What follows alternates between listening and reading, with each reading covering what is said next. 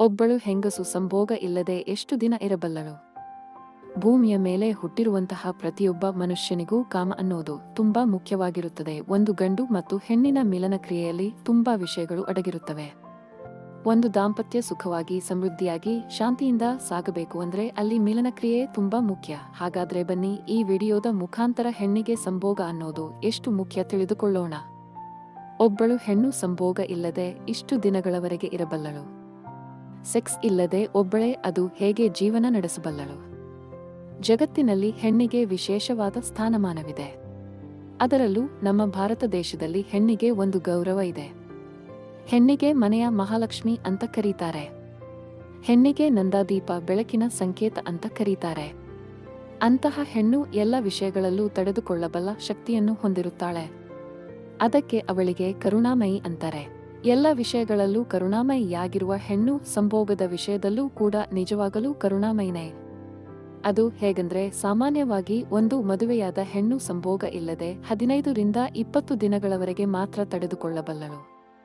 ಆದರೆ ಒಬ್ಬಳು ಹೆಣ್ಣು ಸಮಾಜಕ್ಕೆ ಹೆದರಿ ಬದುಕುವ ಅನಿವಾರ್ಯತೆ ಇರುವುದರಿಂದ ಸರಿಸುಮಾರು 6 ತಿಂಗಳವರೆಗೂ ಸಂಭೋಗ ಇಲ್ಲದೆ ಬದುಕಬಲ್ಲಳು. ಒಂದು ವೇಳೆ ಇದು ಹೀಗೆ ಮುಂದುವರೆದು ಒಬ್ಬಳು ಹೆಣ್ಣು 6 ತಿಂಗಳವರೆಗೆ ಸಂಭೋಗ ಮಾಡದೆ ಇದ್ರೆ ಅವಳ ದೇಹದಲ್ಲಿ ವ್ಯತಿರಿಕ್ತ ಬದಲಾವಣೆಯನ್ನು ಕಾಣಬಹುದು. ಮದುವೆಯಾದ ಬಳಿಕ ಸಂಭೋಗ ಕ್ರಿಯೆಯಲ್ಲಿ ನಿರಂತರವಾಗಿ ಭಾಗಿಯಾಗಿದ್ದ ಒಂದು ಹೆಣ್ಣು ಸಮಯ ತಿರುಗಿ ಅದೇ 6 ತಿಂಗಳವರೆಗೆ ಸಂಭೋಗ ಕ್ರಿಯೆಯಲ್ಲಿ ಭಾಗಿಯಾಗದೇ ಇದ್ದರೆ ಅವಳ ಹಾರ್ಮೋನ್ಸ್ನಲ್ಲಿ ವ್ಯತಿರಿಕ್ತವಾದ ಬದಲಾವಣೆ ಕಾಣಬಹುದು. ದಿನಗಳಂತೆ ಕಾಮದ ಬಯಕೆ ದುಪ್ಪಟ್ಟಾಗುತ್ತಾ ಹೋಗುತ್ತದೆ. ಅಷ್ಟೇ ಅಲ್ಲ, ಸೆಕ್ಸ್ ಬಗೆಗಿನ ಇಂಟರೆಸ್ಟ್ ದಿನ ಕಳೆದಂತೆ ಹೆಚ್ಚುತ್ತಾ ಹೋಗುತ್ತದೆ. ಇನ್ನು ಇದು ಹೀಗೆ ಮುಂದುವರೆದು ಸರಿಸುಮಾರು 1 ವರ್ಷದವರೆಗೆ ಒಂದು ಮದುವೆಯಾದ ಹೆಂಗಸು ಸಂಭೋಗ ಕ್ರಿಯೆಯಲ್ಲಿ ಭಾಗಿಯಾಗದೇ ಇದ್ದರೆ ಅವಳಿಗೆ ಕಾಮದ ಬಗ್ಗೆ ಒಲವಿನ ಜೊತೆಗೆ ಗಂಡನ ಮೇಲೆ ಕೋಪ ಕೂಡ ಬರಲು ಶುರುವಾಗುತ್ತದೆ. ಜೀವನದಲ್ಲಿ ಎಲ್ಲವೂ ಎದ್ದು ಏನೂ ಇಲ್ಲದ ಹಾಗೆ ಬದುಕಬೇಕೆಂದಂತಹ ಪರಿಸ್ಥಿತಿ ಬಂತಲ್ಲ ಅಂತ ಕೊರಗುತ್ತಾಳೆ.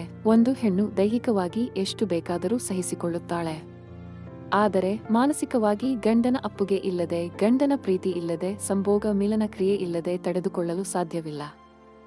ಗಂಡನಾದವನು ಕೂಡ ಅವಳನ್ನು ಅಗತ್ಯಕ್ಕೆ ತಕ್ಕಂತೆ ಬಳಸಿಕೊಳ್ಳುವುದನ್ನು ಬಿಟ್ಟು ಒಂದು ಹೆಣ್ಣಿನ ಮನಸ್ಸನ್ನು ಅರ್ಥ ಮಾಡಿಕೊಂಡು ಅವಳ ಜೊತೆ ಪ್ರೀತಿ ನಡೆದುಕೊಂಡು ಅವಳ ಬೆನ್ನಿಗೆ ನಿಂತು ಸಹಕಾರ ನೀಡುವುದು ತುಂಬಾ ಅಗತ್ಯವಾಗಿದೆ. ವಿಡಿಯೋದಲ್ಲಿರುವ ಮಾಹಿತಿ ಇಷ್ಟ ಆಗಿದ್ರೆ ದಯವಿಟ್ಟು ವಿಡಿಯೋನ ಲೈಕ್ ಮಾಡಿ ಹಾಗೂ ಈ ಮಾಹಿತಿನ ಎಲ್ಲರಿಗೂ ಶೇರ್ ಮಾಡಿ.